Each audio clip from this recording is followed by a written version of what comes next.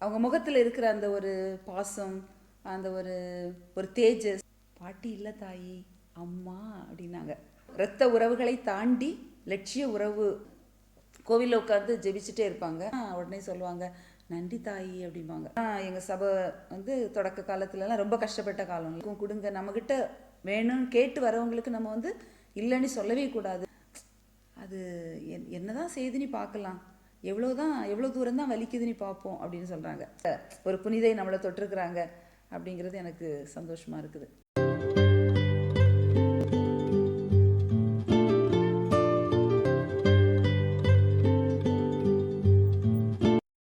அம்மாவை பற்றி சொல்லணுன்னா நிறைய அவங்களோட இருந்த அனுபவங்கள் எனக்கு இருக்குது. அதாவது முதல்ல வந்து நான் அவங்கள வந்து பிள்ளையாக பார்த்தது, குழந்தையாக பார்த்தது. அப்படி பார்க்கும்போது அவங்க வந்து அவங்க முகத்தில் இருக்கிற அந்த ஒரு பாசம், அந்த ஒரு தேஜஸ், இதெல்லாம் பார்த்து நான் சின்ன பிள்ளையிலே வியந்துருக்கிறேன்.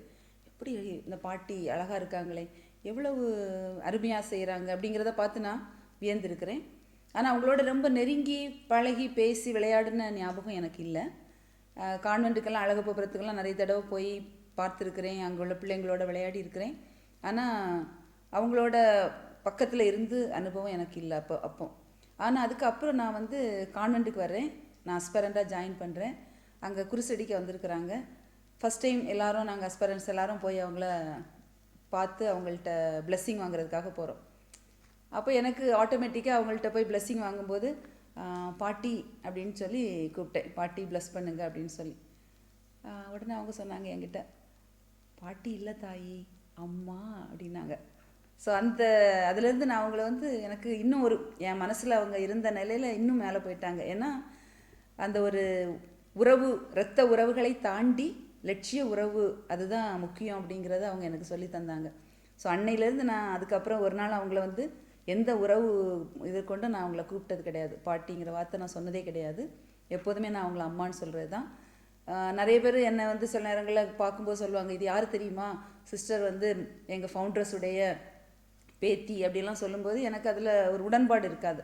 நான் அப்படி சொல்கிறவங்ககிட்டையும் சொல்லுவேன், தயவுசெய்து அப்படி சொல்ல வேண்டாம் அப்படின்னு சொல்லி. ஏன்னா அவங்களுடைய உறவு அந்த இரத்த உறவுகளையெல்லாம் தாண்டிய ஒரு உறவு. அதனால் அந்த விதத்தில் அவங்க வந்து லட்சிய உறவுக்கு கொடுத்த இம்பார்ட்டன்ஸ் வந்து என்னால் புரிஞ்சிக்க முடிஞ்சிச்சு. நான் இன்றைக்கும் எங்கள் சிஸ்டர்ஸ் எல்லார்ட்டையும் அதுதான் சொல்கிறது, லட்சிய உறவு நமக்குள்ளே இருக்கணும் அப்படிங்கிறது. அடுத்து இன்னொன்று அவங்கள்ட்ட சொல்லணும் அப்படின்னு சொன்னால், நான் நோவிஷேட்டில் இருக்கும்போது நாங்கள் அந்த 2 வருஷமும் எங்களோட அங்கே தான் இருந்தாங்க. ஏன்னா அது அவங்களுடைய கடைசி கால நாட்கள், ரொம்ப வெளியெல்லாம் போக முடியலை. ஸோ அங்கேயே இருந்தாங்க. நாங்கள் நாவிசஸ் தான் அவங்கள டேர்ன் வச்சு பார்த்துட்டு இருந்தோம். அப்போல்லாம் அவங்கள்ட்ட நான் பார்த்து சில குணங்கள், இந்த உட்காந்து அவங்களுக்கு அப்போ கையெல்லாம் கை நடுங்கும், பேசுகிறதெல்லாம் கொஞ்சம் தான் பேச முடியும். அப்படியெல்லாம் இருக்கும்போது கோவிலில் உட்காந்து ஜெபிச்சுட்டே இருப்பாங்க. கையில் ஒரு கர்ச்சீஃப் வச்சுருப்பாங்க, ஒரு ரோசரி. இந்த 2 தான் அவங்க கையில் நான் எப்போதும் பார்க்குறது. அந்த கர்ச்சீஃப் வந்து சில நேரம் கீழே விழுந்துச்சுன்னு சொன்னால் அவங்க யாரும் எடுத்து தரணும், சரி அவங்க ஒரு ஃபவுண்டர்ஸ், சின்ன பிள்ளை தானே எடுத்து தரட்டும் அப்படிங்கிறதெல்லாம் இல்லை. அவங்க வந்து அவங்களே குனிவாங்க. அந்த இதில் அவங்களுக்கு கை நடுங்கும், குனிய முடியாது. ஆனாலும் அப்படி குனிஞ்சி அந்த சேரில் தான் ஒரு சேர் அவங்களுக்கு உண்டு, அதில் தான் உட்காந்துருப்பாங்க சாப்பலில். குனிஞ்சு அதை கஷ்டப்பட்டு எடுக்க முயற்சி எடுப்பாங்க. அப்போ நம்ம யாராவது ஓடி போய் அதை பார்த்து எடுத்து கொடுத்தோம் அப்படின்னு சொன்னால் உடனே சொல்லுவாங்க, நன்றி தாயி அப்படிம்பாங்க. ஸோ எப்போதுமே எந்த சின்ன பிள்ளையாக இருந்தாலும் அந்த நன்றி சொல்கிற ஒரு இதை அவங்கள்ட்ட நான் பார்த்துருக்குறேன் நிறைய. அதே போல் அவங்ககிட்ட நாங்கள் அங்கே நோவிஷேட்டில் இருக்கும்போது ஒரு தடவை ஒரு அம்மா வந்தாங்க, வந்து காசு கேட்டாங்க. அப்போ எங்கள் நாவிஸ் மிஸ்டர் சொன்னாங்க, அந்த மாதம் கடைசி ஆகிடுச்சி, அப்போது காசு கையில் அவங்கக்கிட்ட இல்லை. ஏன்னா அப்போல்லாம் எங்கள் சபை வந்து தொடக்க காலத்துலலாம் ரொம்ப கஷ்டப்பட்ட காலம்ல. அப்போ வந்து சாப்பாட்டுக்கெல்லாம் ரொம்ப எல்லாமே லிமிட்டடு தான். அப்போ அவங்க வந்து இல்லை அப்படின்னு சொன்னோன்னா அவங்களால அதை தாங்க முடியலை. இல்லை, போய் பாருங்கள் சிஸ்டர், ஏதாவது இருக்கும் கொடுங்க, நம்மக்கிட்ட வேணும்னு கேட்டு வரவங்களுக்கு நம்ம வந்து இல்லைன்னு சொல்லவே கூடாது, ஏதாவது இருக்கும் எடுத்து கொடுங்க அப்படின்னு சொன்னாங்க. ஸோ இதெல்லாம் அவங்களுடைய அந்த மதிப்பீடுகள். அவங்க மற்றவங்களுக்கு எவ்வளோ கொடுக்கணும் அப்படிங்கிறதுல சொல்லுவாங்கள்ல, கொள்ளென்று கொடுத்தல் உயர்ந்தது, கொள்ளேன் என்றால் அதை விட உயர்ந்தது. அப்புறம் கேட்க வரவங்களுக்கு நம்ம கொடுக்காம இருந்தால் அது ரொம்ப மோசம் அப்படிங்கிறத அதில் பார்க்க முடிஞ்சிச்சு அவங்ககிட்ட.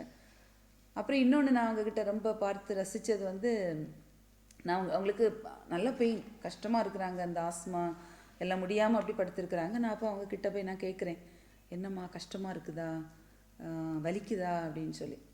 அப்போ அவங்க அதை சொன்ன விதம் வந்து எனக்கு ரொம்ப ஒரு ஆச்சரியத்தை கொடுத்துச்சு. ஏன்னா அது ஒரு அந்த துன்பத்தை சவாலாக எடுக்கக்கூடியது. அவங்க என்ன சொன்னாங்கன்னா, அது என்னதான் செய்துன்னு பார்க்கலாம், எவ்வளோ தூரம் தான் வலிக்குதுன்னு பார்ப்போம் அப்படின்னு சொல்கிறாங்க. ஸோ இது வந்து நம்ம வந்து ஐயோ யாராவது வந்து கேட்டால் ஆமாம் வலிக்குது அப்படின்னு சொல்கிறது தான் தோணும். இல்லை, அது என்ன தான் வலிக்குதுன்னு பார்ப்போம் அப்படின்னு சொல்லக்கூடிய அந்த அவங்களுடைய எண்ணம், அவங்களுடைய அந்த இது பேச்சு பார்த்து.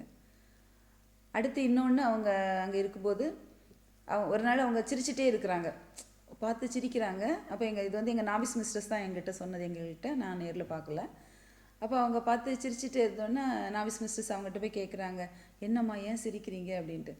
உடனே அவங்க சொல்லியிருக்கிறாங்க, இல்லை இந்த குழந்தை ஏசு இங்கே விளையாடிட்டு இருக்கிறாங்க, என்ன பாட்டின்னு சொல்கிறாங்க அப்படின்னா. குழந்தை ஏசு அவங்கள பாட்டின்னு சொல்லி கிண்டல் பண்ணுறதாட்டு சொல்லி அவங்க அதை பார்த்து இவங்க சிரிக்கிறாங்க, குழந்தை இயேசுவை பார்த்து. ஸோ அந்த இதை வந்து எங்கள் மிஸ்ட்ரஸ் வந்து எங்களுக்கு எல்லாருக்கும் சொன்னாங்க, இப்படி அம்மா சொன்னாங்க அப்படின்னு சொல்லி. ஸோ இதெல்லாம் அவங்கள்ட்ட நான் பார்த்து ரொம்ப ரசித்தது. அப்புறம் இன்னொன்று எனக்கு வந்து ரொம்ப அவங்கள்ட்ட நாங்கள் நுவிஷேட்டில் இருக்கும்போது ஒரு 3 மாதம் அவங்களோட நான் இருக்கிறதுக்குள்ள வாய்ப்பு அப்படின்னு சொன்னால், நைட்டு அவங்களோட தங்குறதுக்கு. அப்போல்லாம் அவங்க ரொம்ப முடியாமல் ஆயிட்டாங்க, ரொம்ப முடியாமல், அவங்களால பேச அப்படியெல்லாம் ரொம்ப முடியலை, படுக்கையிலே இருந்துட்டாங்க, பெட் சோரெல்லாம் வந்துடுச்சு. ஸோ அந்த டைமில் அவங்கள நைட்டு பார்க்குறதுக்கு நான் இருந்தேன். ஸோ அந்த 3 மாதமும் நான் இருந்தது நான் கடவுள் எனக்கு கொடுத்த கொடைன்னு நினைக்கிறேன். நான் ஒரு புனிதையோட இருக்கிறதுக்கு ஒரு வாய்ப்பை கடவுள் எனக்கு கொடுத்துருந்தார் அப்படின்னு நினச்சி நான் சந்தோஷப்படுறேன். அந்த 3 மாதம் நான் இப்போவும் எனக்கு அந்த நினைவுகள், அவங்க அப்படி தூங்கும்போது அவங்களுக்கு அப்போ கீழே விழுந்துருவாங்கன்னு சொல்லி அந்த ஒரு தடுப்பு வச்சுருந்தோம் அந்த கட்டிலில். ஸோ அதுக்கு இந்த பக்கம் ஒரு பெஞ்சு போட்டு தான் நான் படுத்திருப்பேன். யாருனாலும் யாராவது நாவிசஸ், நான் 3 மாதம் அதுக்கு முன்னால் வேறு ஒரு நாவிஸ் அப்படி தான் இருந்தது. ஸோ யார் படுத்திருக்காங்களோ அதில் பக்கத்தில் அந்த பெஞ்சில் நாங்கள் படுத்திருப்போம். ஸோ அவங்க அங்கே இருந்துட்டு அந்த சில கடைசிலலாம் அவங்களுக்கு முடியாமல் அப்படி கையெல்லாம் ஆடிட்டே இருக்கும், ஷிவரி இதாக இருக்கும். அப்படி சில நேரங்கள் அப்படி தொடுவாங்க. அப்போ அவங்க நம்மளை ஒரு புனிதை நம்மளை தொட்டிருக்கிறாங்க அப்படிங்கிறது எனக்கு சந்தோஷமாக இருக்குது. ஏன்னு சொன்னால் அவங்க வழக்கமாக பிளெஸ்ஸிங் எல்லாம் கொடுப்பாங்க, ஆனால் அவங்க உடம்பை யாரும் தொடுறது அவங்க விரும்புறதில்ல. அவங்க குளிக்க வைக்கும்போதே சிஸ்டர் சொல்லுவாங்க, அவங்கள கவனித்தவங்க அவங்களே முடிஞ்ச அளவு அவங்களே என்ன செய்ய க்ளீன் பண்ணுறதுக்கு தான் முயற்சி எடுப்பாங்க, மற்றவங்க தொடுறது அவ்வளோ விரும்புறதில்ல. ஸோ அந்த அம்மாவுடைய அருள்கரங்கள் எங்களுக்கு என் மேலேயும் பட்டிருக்குது அப்படிங்கிறதுல எனக்கு ரொம்ப சந்தோஷம். அவங்க அம்மாட்டேருந்து நிறைய புதுமைகள் நிறைய பேருக்கு கிடச்சிருக்குது. எங்கள் வீட்டில் அம்மாவுக்கு கிடச்சிருக்குது, அண்ணனுக்கு கிடச்சிருக்குது, அப்படியெல்லாம் நிறைய எங்கள் சிஸ்டர்ஸ் நிறைய பேருக்கு கிடச்சிருக்குது. ஆனால் நான் ஒரு நாள் அம்மா கிட்ட அப்படி எனக்கு எதுவும் வேணும் அப்படின்னு சொல்லிலாம் நான் ஜெபிச்சிட்டு இல்லை, கேட்டுட்டு இல்லை. வழக்கமாட்டே நான் எனக்கு அப்படின்னு சொல்லி நான் ப்ரேயர் பண்ணி பழக்கம் இல்லை, ஜீசஸ்டையும் அந்த மாதிரி கேட்குறது இல்லை. அதனால் நான் ஒரு நாள், ஆனால் எனக்கு ரொம்ப பேக் பெயின் சொன்னால் உட்கார முடியலை, உட்காந்து வேலை செய்ய முடியலை, ரொம்ப கஷ்டமாக இருந்துச்சு. நான் வழக்கமாக ரொம்ப எவ்வளவு கஷ்டத்தையும் தாங்கக்கூடிய என்னால் அதுக்கு முடியாது இதுக்கு மேலே அப்படிங்கிற மாதிரி ஆயிடுச்சு. அப்போ நான் வந்து சிஸ்டர்கிட்ட சொல்லி டாக்டர்கிட்ட ஒரு அப்பாயின்மெண்ட்டும் போட்டாச்சு சிஎம்சியில். ஆனால் அப்பாயின்மெண்ட் போடுறதுக்கு சொல்லிட்டேன், ஒரு அப்பாயின்மெண்ட் போடுங்க, எனக்கு ரொம்ப பெயினாக இருக்குதுன்ட்டு.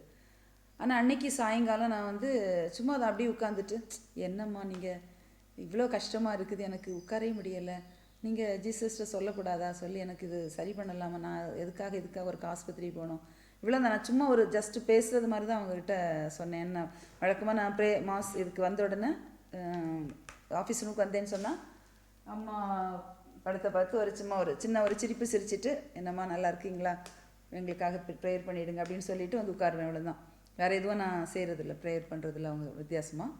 ஸோ அந்த நேரம் இவ்வளோ தான் சொன்னேன். சொல்லிவிட்டு நானும் அப்படியே போய் படுத்தேன். அடுத்த நாள் காலையில் எழும்புனா எனக்கு ஒரு பெயினும் இல்லை. காலையில் வந்து எனக்கு அந்த பெயின் ஞாபகம் இல்லை, வந்து உட்காந்து வேலை செய்துட்டே இருக்கிறேன். எந்த பிந்தி சிஸ்டர் வந்து கேட்குறாங்க, சிஸ்டர் ஹாஸ்பிட்டலுக்கு அப்பாயின்மெண்ட் இருக்குது, டாக்டர்கிட்ட கேட்டுட்டுமா அப்படின்னு சொல்லி. அப்போ தான் எனக்கு வந்து ஐயோ நம்ம பெயின் இருக்குது, டாக்டர்கிட்ட அப்பாயின்மெண்ட் வாங்க சொன்னமேங்கிற ஞாபகமே எனக்கு வந்துச்சு. சுத்தமாக பெயின் இல்லை. ஆனால் அதுக்கப்புறம் இதுவரை எனக்கு அந்த பேக் பெயின் வரவே இல்லை.